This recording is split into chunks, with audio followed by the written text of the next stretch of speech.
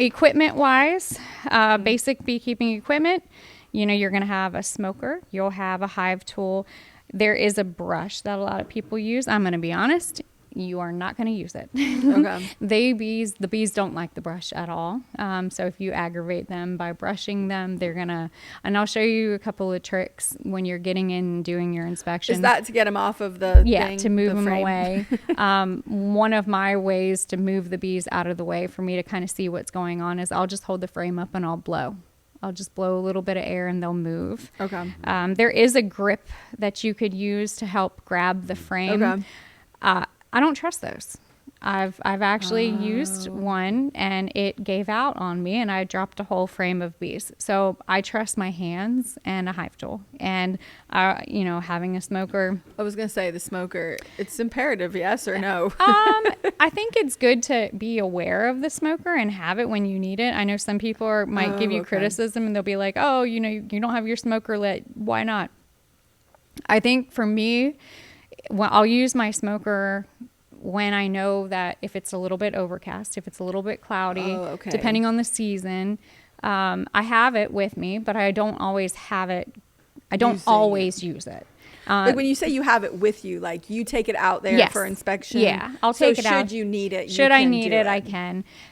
You'll hear some people might say, well, why don't you have your smoker going all the time? And that's totally your preference. I mean, it's good to get it started in the beginning if you want, but honestly, does it calm them down? Is that what it distracts them? It distracts yes. them. So what they think is when you puff the smoke around the colony, they'll believe that their colony might be on fire. Oh, so then they're going to gather the nectar and they're going to gather the honey. They're going to start eating it. Oh. Because if they have to leave, well, they got to pack their lunch. With them. Oh, interesting. Yeah. So for me, that's one of the reasons why I don't. Could be stressful. Yeah. I mean, I know it distracts them. Like and just having the smoke damage at the cabin. I'm like, I don't want to stress anybody out like that. But it is good to kind of have a smoker. And I play around with different herbs too. Yeah. So like if I'm cleaning out my garden, I'll have thyme and basil and lavender, and I'll just sometimes throw it in there if it's dry, and I'll use that to smoke. To create the smoke. I mean, I think a little bit more pleasant. I mean, it makes me smell a little bit more pleasant. Now, beekeeping apparel, traditionally, you'll see a veil or a suit, gloves. I prefer a vented suit over a full cotton suit. And I brought a few different ones that you can kind of feel and touch. Vented suits are great because I could wear shorts underneath of it. And if I'm out there, now granted, I have a lot of colonies. Yeah, so you're going to be out there for a long time. I'm going to be out there for a long time. I mean, I've even had one of those water camel backpacks, to drink, because you're drinking when you're inspecting. With a few colonies, it's not going to take you that long. It's not as intensive. Right. Okay. For me, it's like, okay.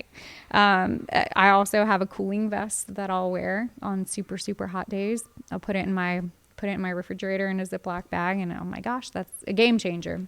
Okay. And the vented suit, what is the con of the vented suit? Because I'm feeling like, does that mean that it's maybe easier for you to get stung?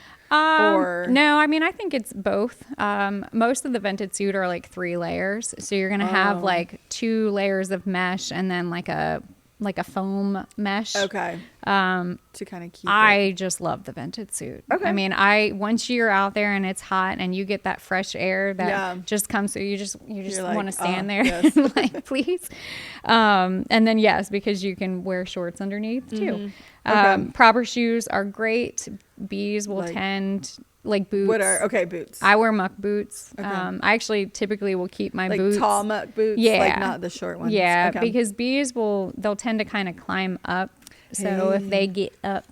But if you prefer just a jacket, they have jackets. There's so many options. Most of the gloves are a leather based. I have mine here, but I will also wear like the nitrile gloves.